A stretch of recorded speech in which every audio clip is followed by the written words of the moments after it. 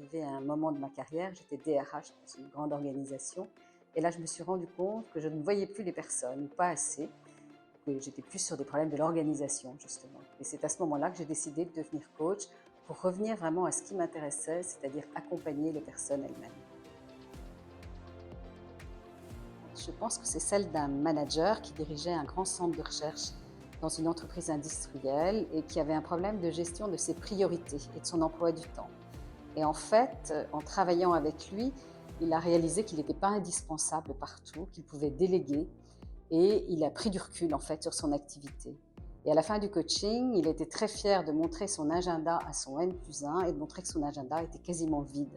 Ce qui veut dire que ça lui laissait beaucoup de temps pour lui réfléchir, notamment à la stratégie de l'entreprise, ce qu'il n'avait pas le temps de faire auparavant. Et c'est la diversité des rencontres. En fait, c'est chaque fois une problématique nouvelle et c'est surtout une personne nouvelle. Et à chaque fois, c'est le moment de connaître quelqu'un, d'échanger et de l'accompagner ou de l'aider à un moment charnière pour cette personne. Et c'est toujours une découverte, je pense, des deux côtés, qui est une richesse incroyable.